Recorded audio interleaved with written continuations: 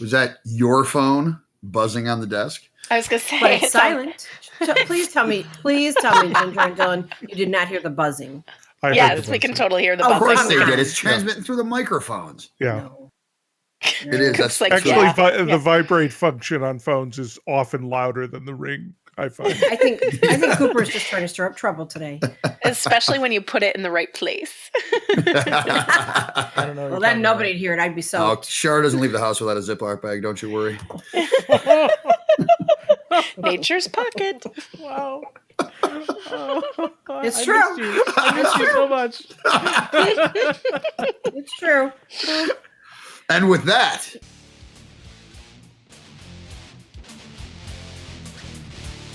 for over 1,000 years, Western civilization has been stuck in a dark age of sexual repression and misinformation. We get an oversexed overload from the media, but nothing in the way of honest, helpful, practical information on sex and how to do it right. That sucks, and I'm fucking sick of it. My name's JV Altheras, and I've spent a couple decades learning everything I can about how to have amazing sex and more of it. Not in a classroom like a lot of people who talk about sex. I learned it all in the gutter, right where Mom told me I'd end up. It's my mission to bring an end to the sexual dark age with brutally honest talk and education on all aspects of sex and sexuality, in an atmosphere that will keep you entertained without treating you like an idiot. Shara and I are not doctors. Certifiable, perhaps, but not certified in any way. And that means we don't have to talk about vaginas and penises to maintain academic credibility. You got a problem with a vagina? Call a gynecologist. You want to learn more about pussies and cocks and how to make them happy? You've come to the right place. Greetings and welcome to episode 100 of Ending the Sexual Dark Age. Woohoo! Woo! Tonight we have Shara, plus our best friends in podcasting from Life on the Swingset, Cooper Beckett, Ginger Bentham, and Dylan Thomas. Thank you very much for joining us. I'm Jillian Thomas. I think he was very close to saying Gyllenhaal. Oh. Dylan. So, that's pretty good. Okay, I'm good with As long that. as it's not Maggie. I'd take Maggie. That's fine. Yeah, she's the more talented Gyllenhaal. So, this is our impromptu, unstructured celebration of 100 episodes. I was thinking about letting it go by without much ado, but Cooper talked me out of that. So we're going to have some fun with this. Yes, when I talked you out, I said you should do something for 100. I didn't say you worked hard at it.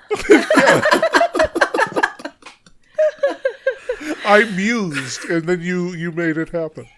But yeah, so I have reawakened our Facebook page, and I'm trying to post 2 or 3 lighthearted things a day, and some serious and interesting stuff, and but most of it just lighthearted because that's what the world seems to need right now. So yesterday, I posted a photo, which you can find on the Ending the Sexual Dark Age Facebook page, by the way, it was a little diorama photo of a Ken doll on all fours, with 2 Barbie dolls with little teeny tiny strap-ons. And I posted it, just not really thinking about it, not expecting to get into an intense discussion about this. I posted the comment, looks like Ken's pulling a train tonight. Yeah. So one of our original audience members and our favorite dentist in Texas, and I don't know if I should be saying his name, but I think some of you other folks might know who he is.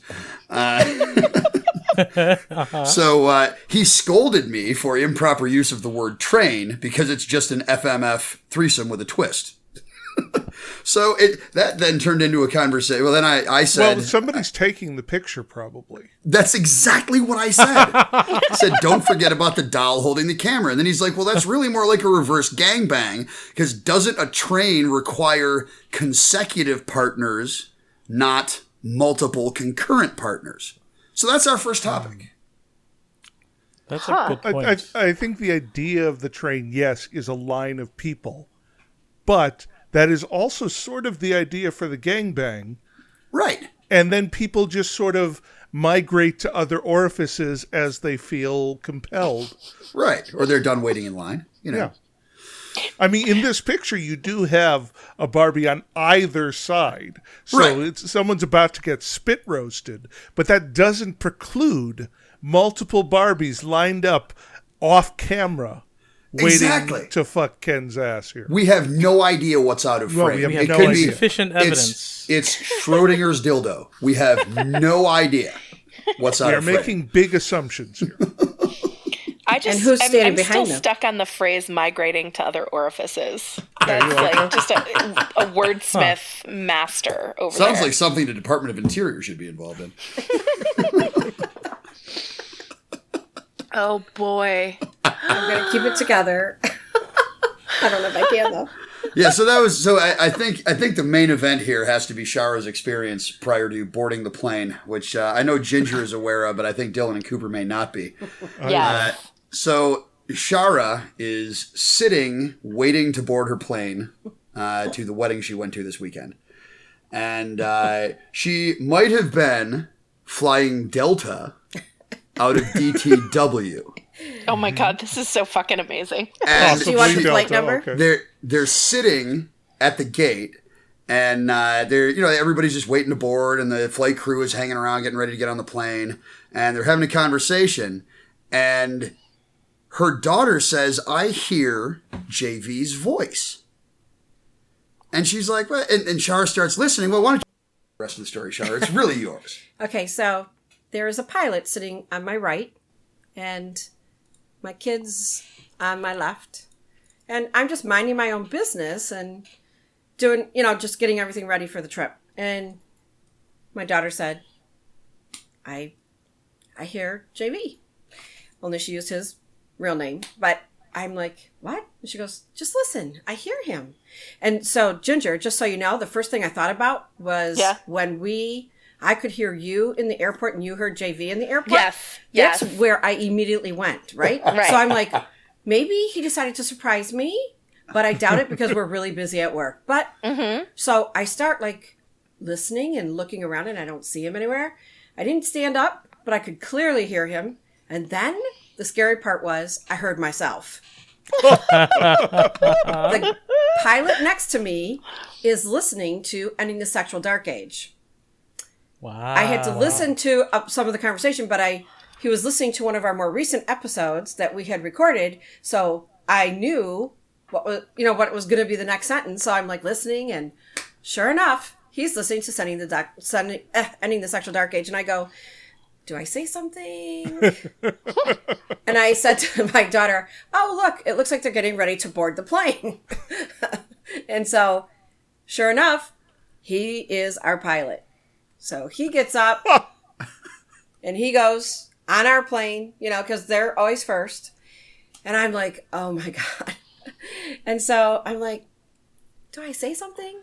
And this is when I realized that JV's right. We should have our business cards for JV and Shara, because I could have handed it to him and said, would love to hear what you thought about that episode. Give me a call. But I don't know. I love the idea that now he's going to listen to this episode. Right? And learn that he was sitting next to you in the airport. I mean, right. Wouldn't that be an amazing thing to have happen? You have no idea how bad I wanted to say something to him, but I was like, okay. I dared her. You did. And but you have no idea how much I wanted to. I would have. Even leaving the plane, I wanted to say, thank you, my name's Shara. I just wanted to, watch his face when I said that to him. But so, if you, last Thursday, July 11th? Yes. Last Thursday, July 11th, happened to be crewing a Delta flight out of DTW and listening to Ending the Sexual Dark Age on the gate before you boarded the plane, my email address is jvaltheras@gmail.com, and I would love to put you on the air with us. Oh my gosh. Well, that's great because he put you on the air with him. Exactly. It's only fair. No, you shouldn't say the flight number because that outs him. Right. Yeah, no, I'll edit it out. It's okay. Yeah. Okay. He'll edit that. Thank you for that call, Cooper. I also give specifically him didn't away. say where you were flying. Don't give him away. Well, there's nothing wrong with listening to our episodes. No, there is nothing wrong with listening. Yeah. Yeah, so that was, what a ridiculous thing to have happen days before we record episode 100. Yeah. I couldn't believe it. But for my daughter to hear the voice was like, Oh I my just gosh. didn't even know. And they are aware of the podcast and just fucking morbidly scandalized. It's hilarious. So but all I could think about was when we were at the airport and I could hear Ginger talking and then she heard JV talking. Right. And I was like, maybe he's here. Maybe. Right. But I could hear, my daughter was immediately on my left and he was immediately on my right. And it was like, okay, how do I explain this one to her? I don't. So he's also listening to it loud. Yeah. Oh, you know what I thought about? We have someone in our group that was on our flight. I'm sorry, not on our flight, but he was on a flight. Do you know where I'm going with this? Yes, I do. Okay. Yes. So this is Maximus. Yes. So okay. Please forgive me, Maximus, for telling the story. But he was listening to, I believe, Life on a Swingset, or some. He was listening to something that you don't want everybody around you to know that you're listening to, and he thought he had it on where had his headphones in, but.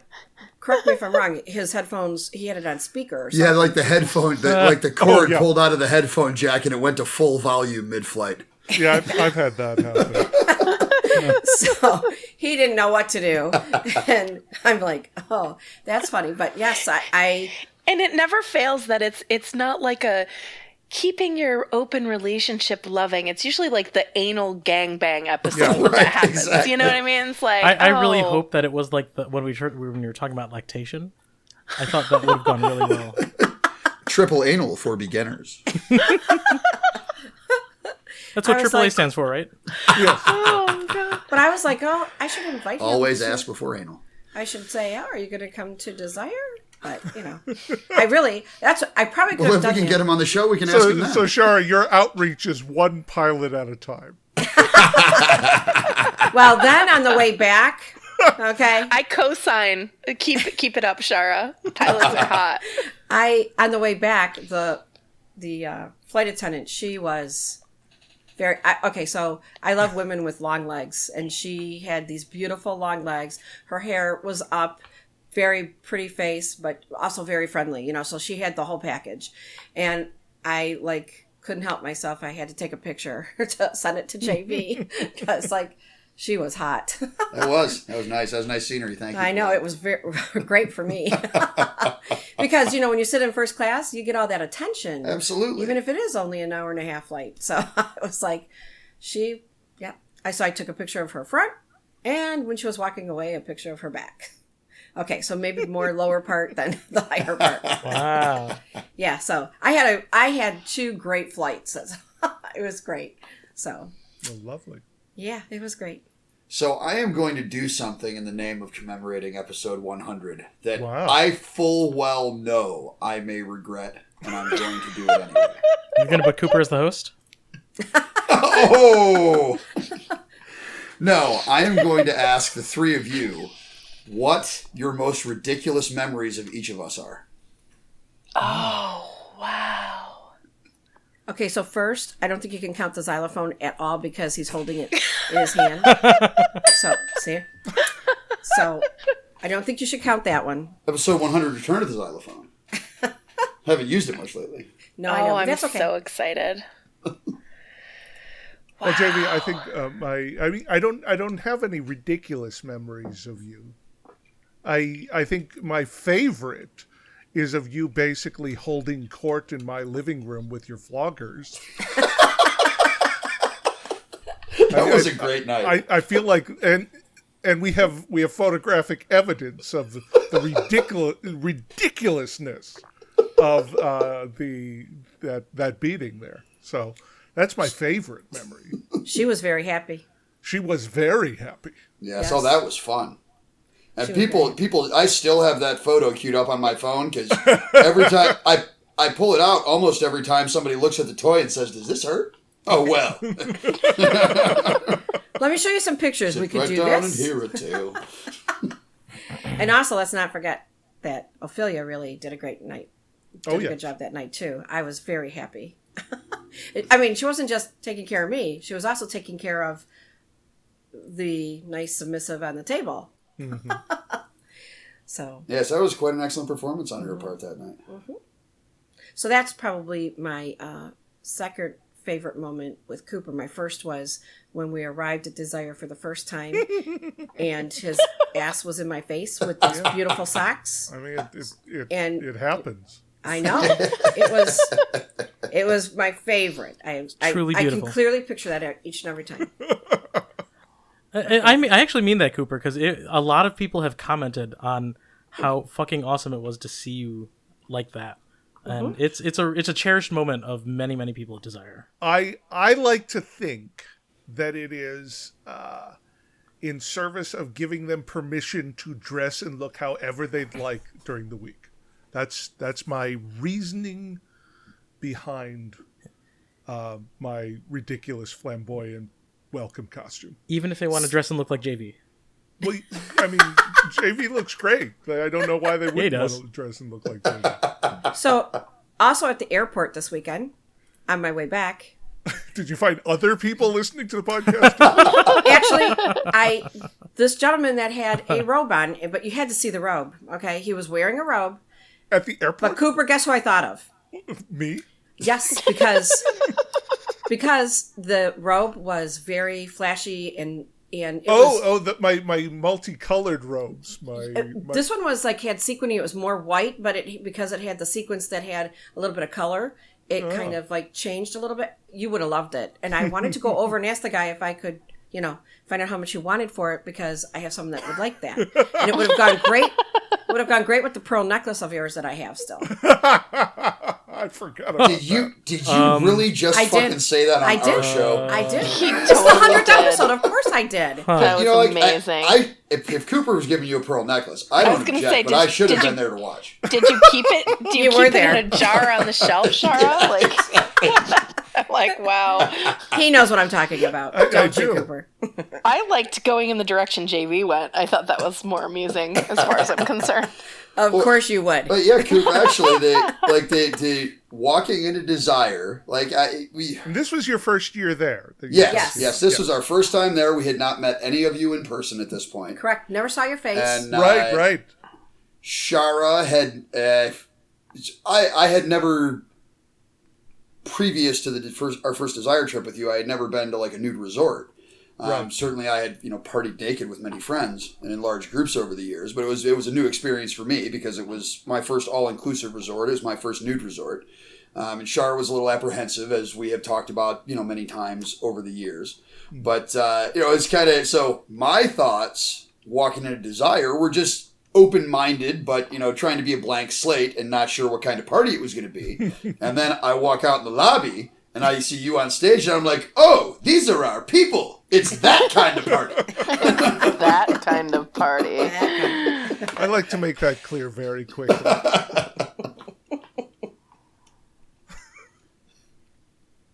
Now it got quiet. Well, I can tell you about a couple of the most absurd things I can think of. So, JV, you have a couple of twin dragon cast floggers, right? Yes. Well, I have one, but there are others in the group who also have some, so they are frequently in pairs or available in pairs to play with. Okay, so I've probably seen you talk to people and tell the story of those floggers about 30 times over the years. And the thing is, like, I love it. It's clear that you love those floggers, but every single time you do it and somebody takes it, you have this look on your face that at least says to me, like, oh God, please don't break this thing. I love it so much. I can never get another one. Don't fucking break it or I'll break you. Wait, I'm really scared now. So it's like, it's passion and fear and anger all wrapped into one. And then, but the thing is, that look is only like a 2-second look. And then it goes back to normal JV, which is scary anyway. And then it's all good. And so I'd love to say, like, that time that you had, 5 whips on your hands and 2, single tails in your mouths and you were just whipping 8 people at once. No, it's telling his damn story and that look. Yeah, so we do love those floggers. And I do have, so, Shara. Yes. I think, it's actually a series of moments because, as you know, I consider you a sub-herder because you kind of bring the group of subs together wherever you are, right? And I'm both offended and turned on right now, I just need to say. Well, I'm picturing a shepherd hook made out of latex. You have to do what you have to do. That's perfect, right? That could be good, JV. You should talk to Kenton over at Content about that. It'd probably be expensive. One of those evil liquid canes. Yeah, it could be really interesting. But so yeah, like even from the beginning, Shar, it was clear that you put time and care and emotional effort in making sure all the subs wherever you are taken care of, like the mama sub or sub herd or whatever you want to call it. But and that was clear, and I always remember that from the first time really seeing how you move. But every single year that we've been at the resort together, that herd has dwindled. And you looked like the saddest sub-herd in the world because this last year there were like 3 left. And you're like, where are they all? Where are they all? They're all switches now. Switches. Yeah. It's like you have no one to take care of now. And that realization this year was just There's awesome. always you, Dylan. There's always you. Yeah, and the fact that you have seen me in my most subby moments. I love them. Yeah. So, I mean, we all know what one of my favorite moments with you is. I don't know what you're talking about. It has ice in it. Go on. No, that's okay. My favorite with you is when you gave me permission. I was able to pour the ice over you, all over you. So the ice bucket and the balls. Well, I probably won't do that to you again because I don't think you really enjoyed it. So, as a submissive, I want to always make sure that another submissive is enjoying themselves. See a switch? I don't know. Ginger, chime in on this one. They kind of like to make sure you're enjoying yourself, but at the same time, it's all about them enjoying themselves. And what do you think, Ginger? How does that work? Well, it's interesting you ask that because that is, I feel like it parlays us into a different conversation. One of the things that on our group of amazing kinkster goddesses was asking questions today about how to channel your dom when it comes to a gentleman who's looking for humiliation and some other pieces of the puzzle. So I had a moment where I was like, ooh, this is juicy. This is fun. So I put myself into that headspace and I realized all of the things I was suggesting. I was like, oh, he might like this, he might like that. And then I was like, no. I would fucking like that. Like that's what I was thinking when you were putting it all in writing. That's what I was thinking was, oh, yeah, those are some really good ideas. And of course, Ginger would come up with those because I could see her, I'll never forget, again, when we all went out to dinner at Desire and we're with you and Prof and you get up to being very submissive to Prof, and then you get up, walk away from the table, and you're talking to this couple, and you had this whole, wow, I wouldn't mess with her right now if I were him. And you came back to the table and became very submissive immediately to Prof, and I still am in awe of that because I just don't know how you do that so easily. So when I started watching you write things down today to share those ideas, I was like, oh, this is one lucky man tonight. He's going to be one lucky man. He had literally the brain trust of the femdoms and also the subs who were like wanting him to have the best experience tonight. So it's pretty hot. So what I would say, Shara, my dear, is it's a little bit of both. But I would also agree that like I don't have testicles and mine like do crazy things in my brain thinking about Dylan's testicles in the ice. So I can appreciate that that's probably not something that, that's an experiment that was successful and that we've learned that Dylan doesn't like it. So we get to move on to all of the other things that he may or may not like. But yeah. Well, as Swinger Ronald Reagan said, test but verify. I have to try something once, but I that's why I don't think I could. Well, that's not true. I was going to say that's why I don't think I could become a switch because I am always about the pleasure part. But I believe switches are too, but they enjoy. I mean, I love to watch you in action. I do, Ginger. I love to watch you in action because it is so enjoyable. In fact, I also enjoy when we had you come up to our room and you were bent over and, testing out JV's flogger. And I just love to watch you with your. I like how you're selling that as she was just testing it. She was just testing JV's flogger. Just a little. Testing. Just a little. Yeah. I mean, it's so underselling there. Well, an hour later, it was still going on, but I mean, But I enjoyed watching every moment. Ginger does have quite a pain tolerance. She does. I'm very, that excites me because I don't think I'm there. We have a couple people that can really handle the pain, and you are one of them. And it's like, that's hot. I mean, I'm going to admit I'm getting a little wet just thinking about it right now. Seriously. Oh, thank you. Well, it's now become a club because there are two of us, so excellent. Actually, there's a third on the way there. August and April, right? Yes. Yeah. Ooh. Well, and I am hoping that we can continue the scene that forced the tap out of desire, because I really felt like we were just scratching the surface there. Oh God. Yeah. That's a yes. So yeah. That sounds great and all, but I think that Ginger looked pretty rough coming out of that.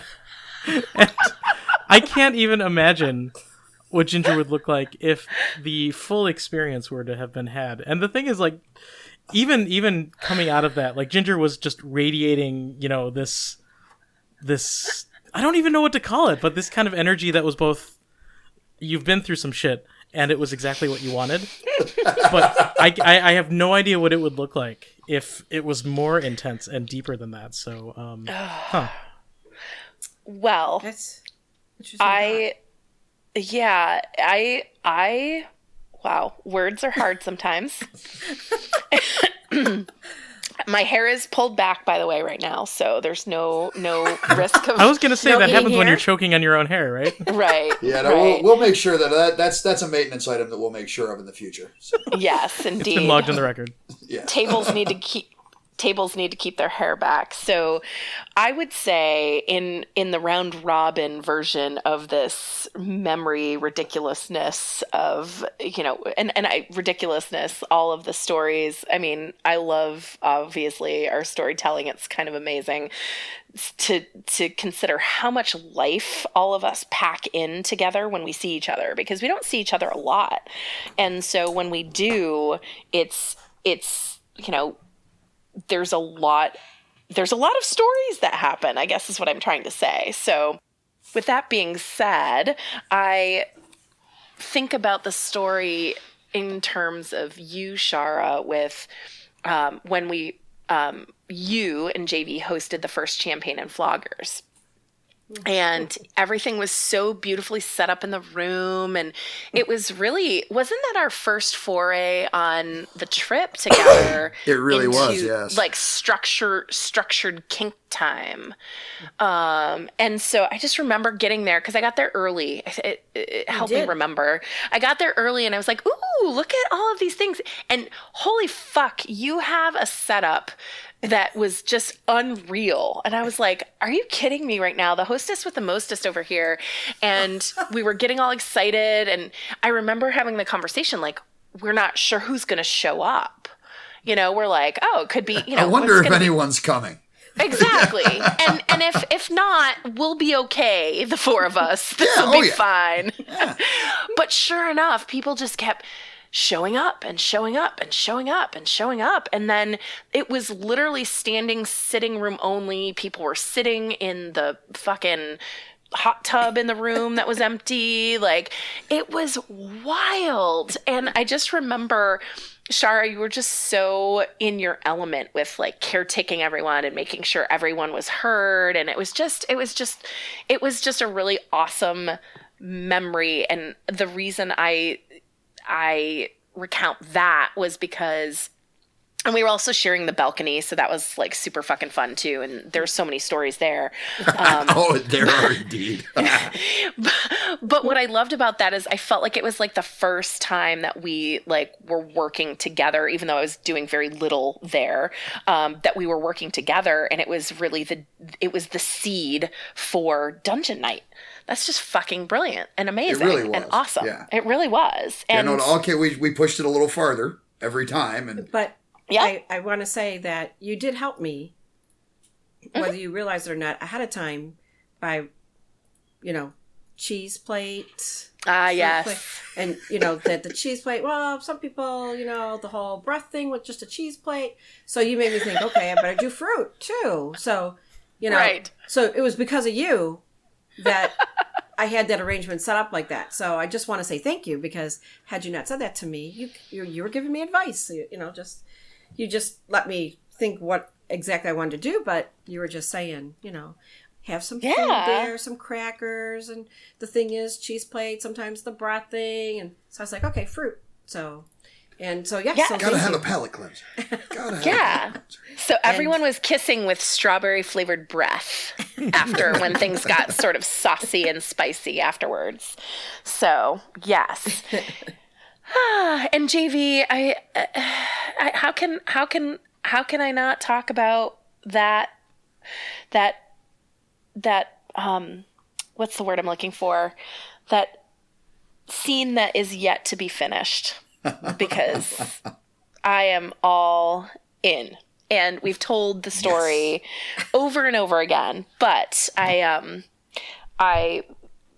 I'm sure you know this, but I suppose putting it on the podcast and in the ink of the internet makes a lot of sense, that you and your single tail have a very, very prestigious place in my fantasy life. So we'll just leave that right there. Yes. Well, I'll do my best to earn that prestigious place. I just want to say, I think I see something popping up on JV. How exciting for our 100th episode. Shara, I want you to commandeer the xylophone right now. But I know that would get you in trouble, so I'm not going to throw you under the bus. But I don't know. My face is so red right now.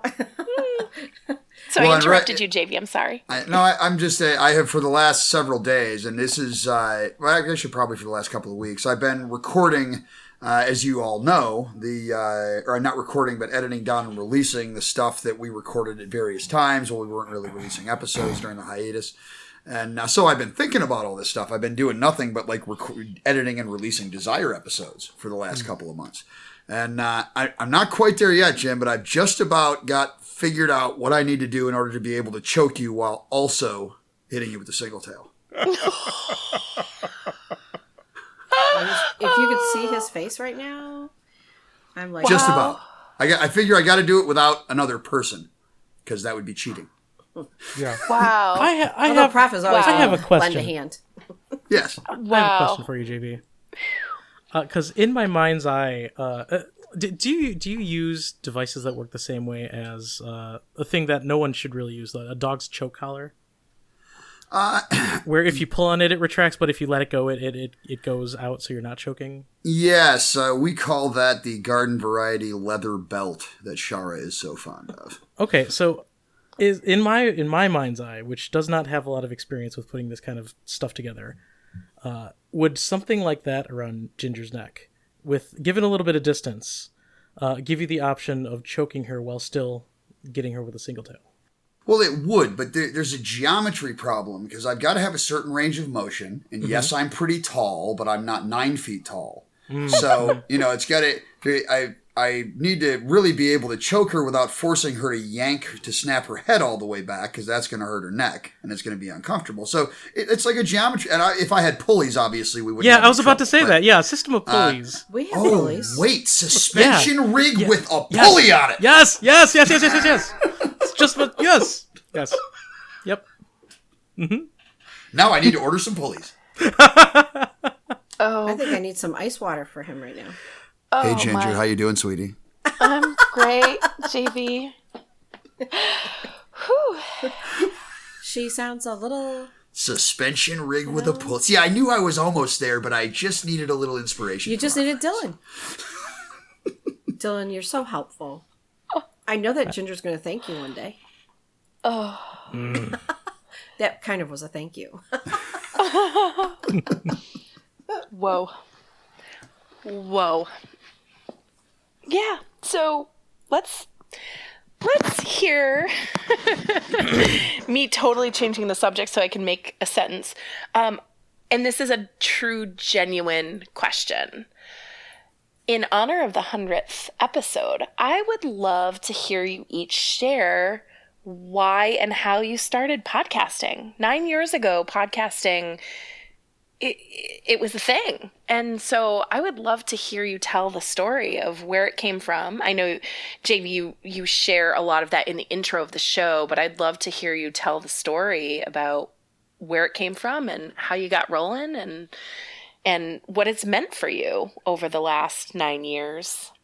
Yeah, I'd be happy to. It all, as so many great things do, it came out of fantastic dinner conversation with good friends. It's a couple of my oldest friends who I fell out of contact with just because of the vagaries of life. Chara and I ended up reconnecting with. Well, she had never met them before, but probably about 12 or 14 years ago. Mm-hmm. And so we were just having one of our fantastic conversation dinners, and we were talking about the general sexual ineptitude of the human race, and the fact that, the surmising, I should say, that it was really an education problem because we have such a horrible attitude towards sex, especially in the Western world, that we're too fucking embarrassed about it. Well, most people are too fucking embarrassed about it to have an honest conversation. And so we're talking, and this is, I'm summarizing, obviously, but this conversation went on for a while, and finally I ended up saying, yeah, somebody really ought to do something about that. And, and my buddy looks at me like, you're the asshole with the microphone. So I ended up sitting down and just, I think episode 1 was like a 22-minute mini rant. And I did the first 5 episodes on my own, and it really took off right out of the gate. So we decided to start doing listener mail, and I brought Shara on. We started doing some listener mail, and the rest is kind of history. I mean, I was basically dared to by a friend of mine. Because he knew you could handle it. Well, yes. Both of them knew that you could handle it. So. But it's so probably one of the most productive dares I've ever been the recipient of. So we won't say their names out loud, but thank you very much. Yes. Because of them. Yeah, so all the rest of this has all been, fruits of that labor. Yeah. And it's actually kind of an interesting thought exercise, to how one conversation, it's the butterfly effect, right? That one conversation really did completely change the course of our lives and how we spend our free time. Of course, yeah. I did not thank them for drawing me into that whole scenario because, see, when he started that, it was just going to be him. And then 5 episodes later... Well, when it was an experiment, it was me. I just thought he was going to have me answer the listener's mail. I'll just help him do that work. But no. Although I enjoy it. It's a lot of fun. Sure, you are an important and valued part of this podcast or business. Oh, thank you. Oh, I love you. Oh, love you too. I actually remember listening to your once I found out you existed, because I've been very bad about finding out that people exist before I find out they exist. I actually enjoyed your first episode very much because I used to have to yell at Dylan to listen to something by a podcaster we were going to have on the show. Yeah, that was the thing. He'd keep asking me questions about them. It's like, listen to the episode, for Christ's sake. Well, the thing I enjoyed is that I've gotten so used to listening to people rant that I really enjoyed your rant, JB. Well, thank you very much. I appreciate that. Yeah, I do enjoy ranting. I really do. Yeah, no, it's great. It's a fine art. Like, listen, I talk a lot, but I am not any good at ranting, and so give somebody the mic and something to be passionate about. Fuck yeah, I love it. Yes, and then we ended up hooking up with you degenerates, courtesy of Kidder Caper. Yeah, we're sorry. Right. Early on, he sent me, and this was much needed inspiration. He sent me a totally unsolicited email after we had done like 6 or 7 episodes, and just said, "Hey, I don't know if you know who I am. I'm Kidder Caper from Sex is Fun, and I've just been listening to your show, and it's really something different. And keep fighting the good fight. You're doing an awesome job." And, to get just a 30-second email from somebody who, in this particular business, especially at that time, was one of the people at the top of the field in sex podcasting. It really, that was what really kind of made me feel like I actually was doing it right. And then of course we have, everybody's audience size is the same as dick size. Nobody wants to talk about it. And if they do, they're probably lying. It's impossible to know how many downloads is good in podcasting because it's all so arbitrary. Yeah. And nobody publishes anything. So are we doing any good? I don't know. Well, as someone who's listened to a lot of podcasts about podcasting, it's like independent publishing. There's people who sell 5 books. There's people who sell 500 books. And then there's people who sell 5 million books. For podcasts, we're in the 500 column. Yeah, oh yeah, absolutely. Yeah. Because podcasts in general, unless you break through, don't have a lot of listeners. Right. It's just the way it is. So. Well, and then add to it that we're actually talking about sex. Shh. That does help, though. Everyone wants to listen to the sex podcast. They want to listen to it, but do they? I mean, that's the difference. I feel like there's a very bright white line between even people in their private situation that will embark on downloading a podcast specifically about sex. And I feel like, yes, there are certain people that have privacy in their life and they will do it because they're curious and they want to. And how grateful are we that we can be resources for people, whatever resource that may be, including ridiculousness. But at the same time, I do think that when you're talking, Coop, about the 5 million download podcast or whatever, it's like that's going to be a very mainstream, much more palatable product than talking about sex in this puritanical country. So, which is interesting how that then interrelates to what I would recognize as, certainly JV, what you just shared as the mission of ending the sexual dark age, but also the mission, even more niche in some ways, of Swingset, in that we are as broad as we are, and yet at the same time do a lot of talking about relationships and other things. And so I would just offer that the podcasts that are out there that have this sort of mainstream appeal certainly aren't going to be about sex in any way that's as nitty gritty and down and raw as we are in our work together and, in our separate spaces. So that's my 2 cents on that, now that I can make words again. Coming from the sexologist. Woohoo. Well, I feel like they're the gateway podcast that get people that know nothing a little bit deeper and figuring out what they want to listen to.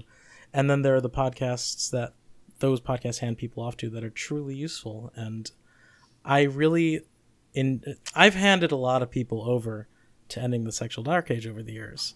Oh, because because what you do matters. And I'm actually in that spirit. I actually want to know, from the comments that you gotten from people, what type of people do you get and what are they listening for? Like, are they listening for hard graphic descriptions of kink and sex? Are they listening because they want to hear how you handle struggles? Are they, whatever it is, like, what do you see in your audience? For me, I see a very big mix of that, because we have received emails, texts, thanking us that we've saved their marriage or their relationship. I want to get my significant other to listen to your podcast, and I'm not sure if they will. Then we hear back that they did, and that saved their relationship. So, I mean, one time at Desire, they heard JV's voice, and of course it's very distinctive, and the couple came up and said, "You're JV," and he said, "Yes," and they said, "We are so excited to meet you because you saved our relationship." And so we get all types. I mean, it is a huge variety of people, which makes me feel good, because no one thinks, okay, this is only meant for, just strictly couples, or this is meant for just pure sex. It's that we try to delve into everything. And so when people write us questions, we try to answer those questions on the episodes and, address them, and not necessarily telling anybody that this is what, this is so-and-so, but we'll try to bring up, ask them what name they'd like us to use when we're discussing it so that they know that episode is for them. But really, I get a little emotional about it, because who would have thought when we started this that it would have made that much of a difference? And if you can help one person out there in life, no matter what it is, then it makes you feel like you did something to help somebody. And when we receive those types of emails and, people coming up to you and talking to you at Desire and things like that, it just makes you feel good that you could help somebody through a difficult time. So. Whereas I am the one that the audience sends the asphyxiation porn gifts to. I don't get those kinds of emails. I have my own lovely and heartwarming relationship with our audience, but it usually does not include messages quite like that. Well, they want to send you the things that they know would put a smile on your face or make you laugh. Well, the carefully curated filth and villainy that I publish on our Facebook page does not come from nowhere. And I do not work real hard at finding it. Would you call it bespoke? So, like I said, it's a big variety, which I'm glad, because I think it's important for anyone out there that they have a place to go to try to get help. And, because a lot of that is some people just enjoy listening to it. Like, there's one woman that has been listening to us forever, and she talks all the time about how she starts laughing at listening to it at the office, and she starts laughing and everyone wants to know, what are you listening to? She said, and I don't share that information. She goes, but if I saw somebody that I really thought it could benefit them, then I would share it with them. She said, but she just starts laughing and listening to the episodes.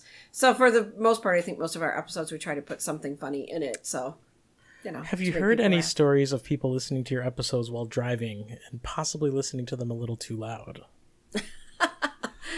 While driving, no. Well, there was Maximus's story from the airplane that we were talking about. Well, there was not necessarily loud, but they were listening to it on the way. They said, I have a 30-minute ride to and from work, so I can start the podcast in the beginning, but the hard part, she said, was having to stop to go into work and waiting to get out of work to finish listening to it on the way home. So I know there's one out there, which would be an interesting, reach for people for our 100th episode, is how many people, how do they listen to us? Is it, is it at work? Is it on the way to work? That'd be kind of interesting to find out. So, I think it was Swinger Doc that was going to be listening to it, I think, on the way to work one day. He was getting ready to... Well, he listens a lot while he's traveling, too, because he so it might have been traveling. Yeah. So I do know one person, but maybe we should get a poll going. Dylan, what do you think? I think that'd be a great idea. Although, I think it would be dangerous for you to listen to sexy podcasts if you were to work in a corporate, office. You might need a different type of seat. Right. Could be a problem. Well, Shars is always covered in saran wrap anyway. But that's your fault. I take the blame and the credit with equal pride. I can't tell if they're joking or not. And you never will. Well, Tonya can find out. Did you know that Tonya's in Detroit right now? No. Yep. Is it for her? It is for child-related reasons. Oh, okay. Yes. Is it for the thing I probably shouldn't say? Right. That's what, exactly. If I said RD, yes. he'd figure it out. We can take this offline. It's less sexy than it sounds. Because she mentioned that she was going to be coming, and I told her to give us a call. Oh. Mm-hmm. Oh, she'll be there for a few more days. I'll poke her. Please do. Yeah. Yep. Love to see You'll poke her from there? That's impressive. It really is. You'd be surprised. I'm not surprised at all. I love the way she said it and how she said it. I mean, just that was sexy. Listen to that one. Isn't it cute? Oh, Shara, I miss you. I miss you too. Mm. We just have to take a trip. Yeah, it'll happen. So I'm curious too, noticing that the time frame of when ending the sexual dark age and Swingset, what is it, within 6 months of each other, things got rolling, would you say? I believe so, yeah. What do you think, Cooper? Well, we started in February 2010. We started in August 2010. Yeah, so very close. Yeah. Look at you, Ginger. This ended up being too long to release in a single episode, so we're calling this episode 100, and episode 100.5 will be coming at you in a week or two. So until next time, this is JV and Shara reminding you that sex is one of the greatest things in life, but there is always room for better. Always.